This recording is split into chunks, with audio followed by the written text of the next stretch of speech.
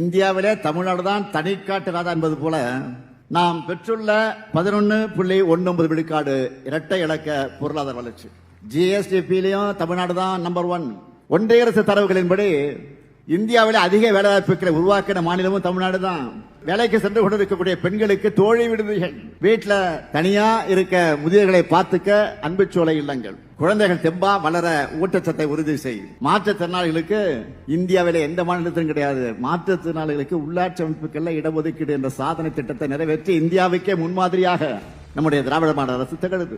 ஆதி திராவிட மக்கள் தொழில் முனைவாரா உயர ஆனால் அம்பேத்கர் தொழில் முன்னோடிகள் திட்டம் கள்ளக்குறிச்சி உட்பட அனைத்து மாவட்டங்களிலும் அதிக எண்ணிக்கையிலான இலவச வீட்டுமனை பட்டாக்களை வழங்கி நிலம் என்னும் அதிகாரத்தை எளிய மனிதர்களுக்கு கொடுத்திருக்கிறோம். இதெல்லாம் சொல்ல சொல்ல எனக்கு மூச்சு வாங்குது. ஆக மூச்சு வாங்க அளவுக்கு மேஜர் சாதனைகளை இவ்வளவோ செஞ்சுக்கிட்டு இருக்கிறோம். இதுல எதையாவது திராவிட மாடலுக்கு எதிரானவர்கள் கூட மறுத்து பேச முடியாது. நான் கேட்கிறேன், இதுல 5% அதிமுக ஆட்சி காலத்தில் நடந்ததா? அவங்களால சொல்ல முடியுமா? இது என்னுடைய ஓபன் சேலஞ்ச். தைரியம் இருந்தா சொல்லுங்க, 5% சொல்லுங்க. 10 ஆண்டு அதிமுக ஆட்சியில பாழ் போன தமிழ்நாடு திராவிட மாடலுடைய 4 ஆண்டுல துள்ளி குதிச்சு இன்னைக்கு எழுந்திருக்கு.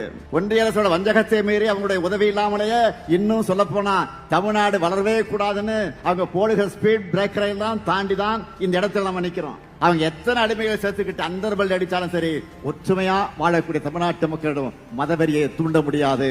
இந்த ஸ்டாலின் இருக்கிற வரைக்கும், எங்க திராவிட மாடல் அரசு இருக்கிற வரைக்கும் உங்களுடைய மதவெறி ஆட்டத்துக்கு இங்க இடம் கிடையாது. தமிழ்நாட்டு மக்கள் உங்களை ஓட்டுக்களால் விரட்டடிப்பாங்க.